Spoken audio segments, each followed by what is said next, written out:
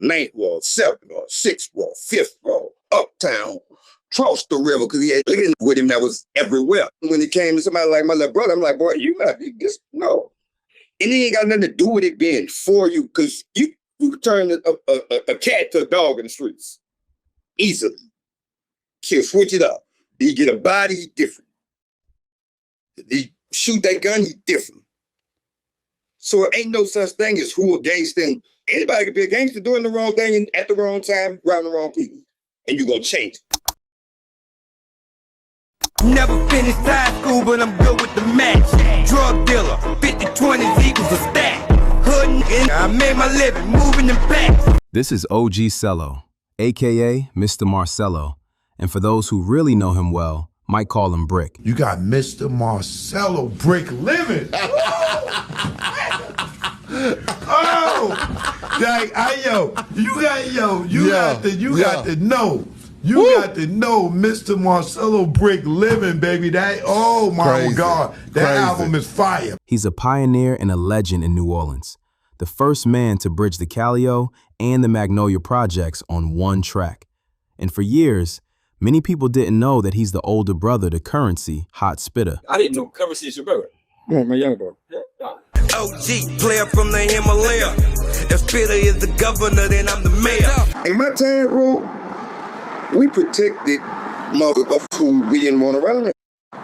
We run off our Spitta thing. You about to come hang around. No, you got the game. You got it. Let's go do stuff. You don't go play basketball or go play the game or go get some tennis or something like that. But he started getting it. But let me show you how smart he was. But he know how to come there to get what the fuck he wanted. And he know we're gonna run the shit out. When he was turned on to it, I mean, Spitta wanted to be a part of that life until you guys. I don't think motherfuckers won't be a part of it. It's about you'll be around people who are already a part of it, and they just take you under their wing instead of pushing your motherfuckers out the way because you could be doing something different. So that shit could have went either way. But like in my times, like the OGs protected us. Before I got in the streets, I got pushed out so many times. My OGs ain't want me in the streets. They saw more from me, right? I forced my way in there. So when it came to somebody like my little brother, I'm like, boy, you just, no. And it ain't got nothing to do with it being for you, because a motherfucker could turn a cat to a dog in the streets. Easily. He'll switch it up. He get a body, he different. He shoot that gun, he different. So it ain't no such thing as who a gangster. Anybody can be a gangster doing the wrong thing at the wrong time, around the wrong people. And you're gonna change it. Especially if he's young. Cause he go off influences. Once you older, you don't give a fuck with people. I'm just saying that to me, I don't give a fuck what nobody think. I'm gonna stand for what I stand for. I don't give a fuck how you feel about what I stand for. This ain't got nothing to do with you. So at the end of the day, I could walk away from a problem. I ain't gonna say I'm no gangster, but I'm from the street. You know what I'm saying? And I ain't trying to portray nothing on no kids. They having to go through what I went through. You know what I'm saying? That's why I always call myself Mr. Marcelo from the ghetto. Mm-hmm. Ghetto means gathering higher education to teach others. I'm as real as it gets, period. Celo, I take this OG shit serious. If you fucking with me, I'm a certified hustler. So either we gon' win or you gon' learn a little something. When motherfuckers gave me the OG name, I start saying I'm gonna handle things different. I'm gonna do things different, right? So it's a lot of shit I had to clean up within myself. Mm. Music-wise, after motherfuckers started calling me OG, one time I went on the road with Spitta and we chopping it, right? Because I was like, I ain't fucking with this music shit. I'm like, what you want me to do? I'll be a manager, point me in the direction, tell me what you need me to do, right? Like, you're tripping. You still got game to give. And they say, she looks still rapping. That's when I started the OG love that OG said. I'm always hands-on with young. Like, you know what I'm saying? We always speak more on business than we speak on English. But he get it. And he got a hell of a backbone. Moose a motherfucker. That's what I first started in the game with. Me and Finn. So motherfuckers look at Moose like, Moose ain't just come around. Moose, I grew up with Moose. For motherfuckers that don't know who was Moose. Moose is Spitta manager. But that's family. Like, I ain't no motherfucker just popped up and started managing Spitta. None of that. That was my first manager. That's the first nigga who got me a check.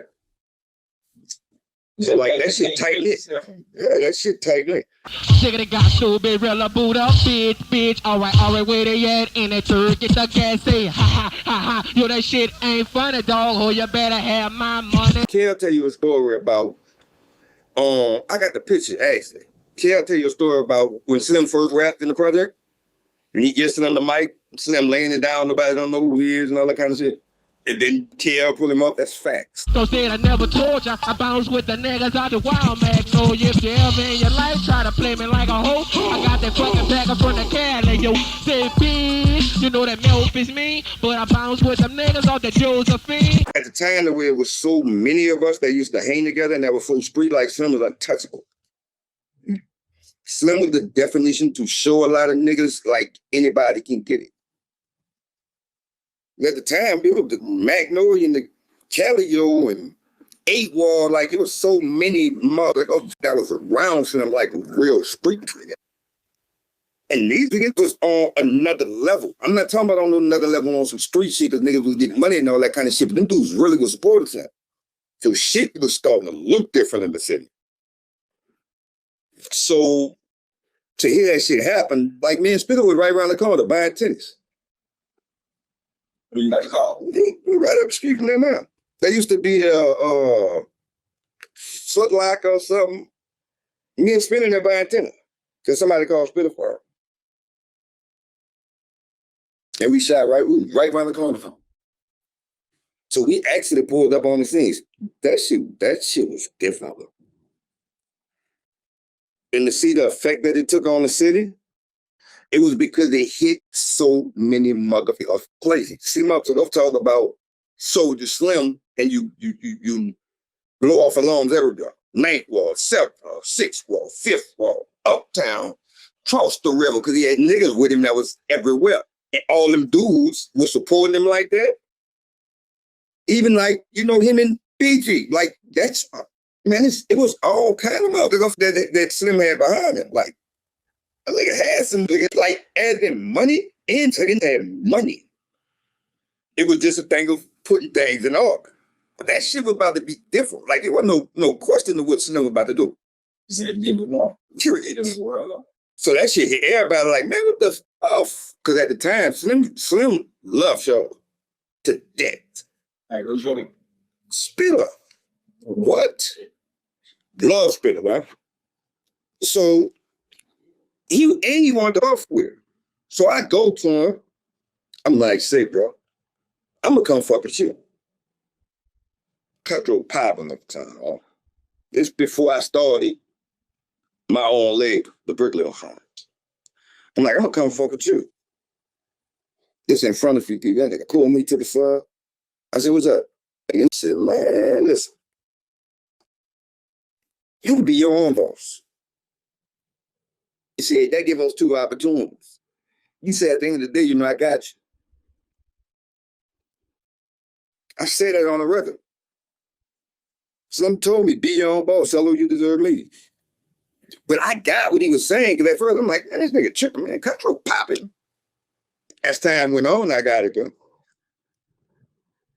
Because I was already developing my own gang behind me. I had already signed the fam gang, and he looking at me like, come on, you already putting some shit together. Go with your moves. But keep at it, nigga. You ain't missing it. You don't look like you're missing the beat to me. My job got to come back. Me and Slim my barber. So he used to sit on the porch and cut hair. One day we came from the parkway. We saw him sitting on the porch cutting hair. I knew him from out the project before then because his praise is like. How was he rapping? This was, I want to say he probably was rapping when he was cutting out with that. I'm a B.I.G. D.O.G. I kill niggas on sight, if you R.I.P. Street nigga, I ain't never had a J.O.B. Jet Like General. That's the name on Instagram. That Jet Like General came, I don't even remember. Somebody called me that shit and it just stuck with me. Due to Celo surviving multiple eras in the mean and unforgiving streets of New Orleans without any dirt on his name, makes the OG status well-deserved. His rap skills and musical heights made him a pillar within the N.O rap scene, and later became somewhat of the Godfather of rap to many newcomers with talent that needed advice. All right. Alright. Said I'm like a juvenile RTC sucker, just a gangster get sand out that third motherfucker. Straight out the third, that's a New Orleans. So let me tell you what the fuck U.N.L.V mean. I want to say probably U.N.L.V had probably just got this. Probably when U.N.L.V was selling, when they were selling shit out the trunk. See, I'm gonna tell you something else, right? Let me tell you one thing about U.N.L.V, but then don't get their credit at, right? U.N.L.V showed us that street niggas that can still be around can make it. Like they created that era for us. Well, I was chilling on the corner, a 6 in Barone, with a 40 in my hand and about to get on. I got my dope stash and a check on my side for them joking ass niggas that be doing drive-by. Motherfuckers could really bump U.N.L.V shit and go pass on 6 and Barone, and dudes used to be out there. Same points of where they were taking the pictures at, yeah, they out there. You go on the ramp, you pass through the mouth, dudes out there. So like that was the motivation for me. Like they was motivated me. I always tell Fat that. Because they showed me as a street motherfucker, like I could go rap and then come back to my block. See, motherfucker just thought you go rap and you go off, you gone. So they showed the process of the shit. Like the shit don't happen that fast. But you look good with it. And it gradually grows because you went from seeing them sitting on the corner, now them niggas got jewelry on them. Now the car parked in front of them. Shit went to getting different. Now they don't stay around there no more. They're pulling up around there, but they just hanging. So we got to watch them dudes grow. So you got to watch them develop over the times. So they showed you, oh, this rap shit work. They're like, oh yeah, hold on, these niggas really getting to, hold on, we about to start fucking rap. Nigga, let's fuck up. And Cash Money took off. So everything happened that U.N.L.V, a bunch of them didn't take off. No idea. Like I never understood what happened to U.N.L.V and Big Cash Money. That shit used to be, that shit was perfect 50. Maybe because they were trying to change the sound of their nation. I don't believe them. It's a nation, though. I mean, you think right? Yeah, you thinking you what you saying when people say that you saying U.N.L.V couldn't go nation? Bullshit. Come on, bro.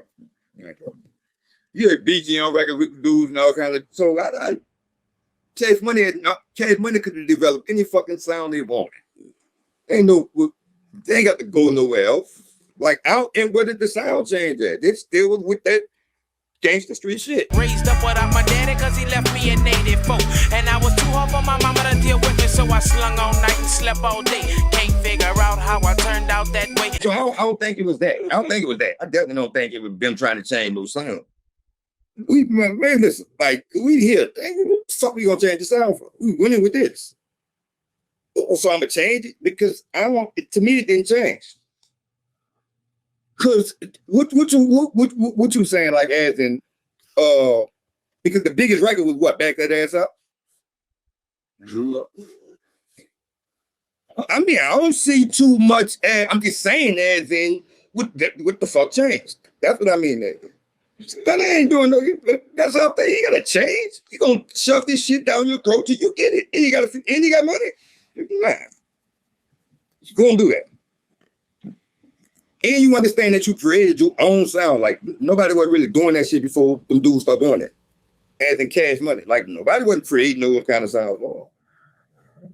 So you think, man, no change. I jump in the truck. I looked at the truck, I ain't really had no gas. And I'm on last, I'm gonna go run to the gas station. I shoot to the gas station, mama called. I say, this the spot where they be doing the most carjacking that. I'm sitting in the car, I'm online. When I get up to go out to pull a gas pump out, but it's running automatic. I get up, 2 cars shoot up. Both of them full of youngers. They stopped by the car, youngin looked at me, what's up, OG? And pulled off. And I know what they was up for. That was exactly what I just got you talking about. 2 cars, I mean, it'd be like 7 of them that do it. They put it alongside you. Oh, they could have jumped in there. They had it. I mean, they recognized you. And I know them. Yeah. But they had that car. And I'm talking about that. That's how quick that shit happened. Because listen. Well, you said they could have took my. They was gonna take it. They just saw it with me. But I know them. They be in that gas station. And I'm not. Don't get that twisted. Like I'm not telling you that. This real talk. This shit was on my live. But I just happened to know the little dude. But I left my door. Now my key in my pocket. I always keep my key in my pocket. But they were gonna pull off in the motherfucker. And they definitely had it. Oh, way around there. And I would have stopped. But like my partner said, say, so you had your gun on you? I said, yeah. He said, so they'd have pulled off and you shot. I said, fuck no. Hell no, and shoot for what? Man, you can buy and go. I get another one. Say insurance, I ain't gonna pay for that motherfucker. That's what insurance. My motherfucking little dude was like, no, indeed, though, you gotta be fucked up. The thing I'm about to fire, I got that one of them little dudes. No, indeed, no, that's not about to happen. I'm not about to be running behind that bitch or none of that. That bitch gonna go. That's part of the game. That's my fault. I left that bitch running like that. I gotta take the leg. I'm not about to be, indeed, man. That shit not about to get me out of character. I was very I'm not about to let that happen. That's very powerful. Is it concentrated mostly in like suburbs? It's all over the city because they got it's mostly in the east, but they can have them anywhere. East side so tough because everybody there. It's not just the east there. That bitch uptown, downtown, across the river, everybody out there. If you push all them people out there, you get what you're looking for. It's a pot of gumbo. First you had everybody separate. That what they get. They fuck with them projects and they don't understand what they did. So you pushed a lot of people out that come up around each other and all that kind of shit. Like, it was a lot of crime going on in the project, but what I could say is a lot of that shit was more or less a part of the game. Like, it wasn't a lot of innocent people getting killed and shit. When you push that shit out, you push that shit into everyone.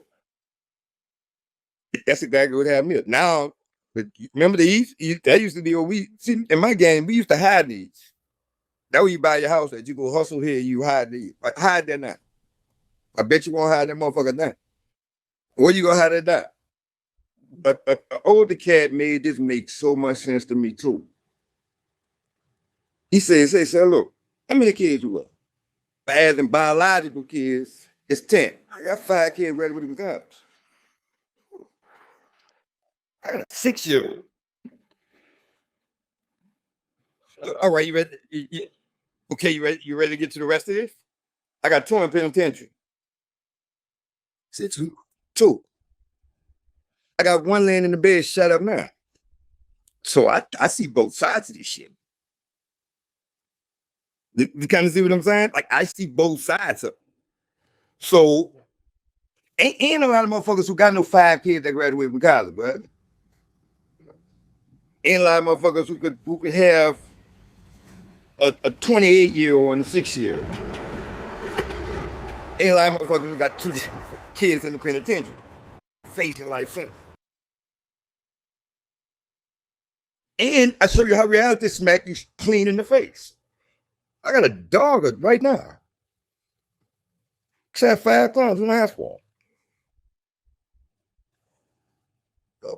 It's real. You go through situations that other people can't deal with to coach and prove. I could tell you instances. I lost my mom and my daddy like 6 weeks apart. Soon as that shit happened to me, that shit started happening to people around. My partner, look, lost his mama, lost his dad. But I was able to tell him, say, let me run it with you. I know I've been there. I know how this go. Because what people will tell you when you lose somebody that close is going to be all right. No, it's not. Don't tell nobody that. Don't do that shit. Chat with them, but don't be in, because they're going to push you away. I tell you, they're going to push you away. But that's what happens. Like, that's why people will go, like, when people lose people that's close to them, they go in the shell, because people be telling them it's going to be all right. No, it's not. You won't learn how to deal with it. It's not going to be all right, because something going to always pop them back up. But you got to understand how to deal with it to grow. But it's never going to be no shit that you're going to forget. That's not going to happen. Big saying it's going to be all right, me, you're going to forget about it. No, it's not going to happen.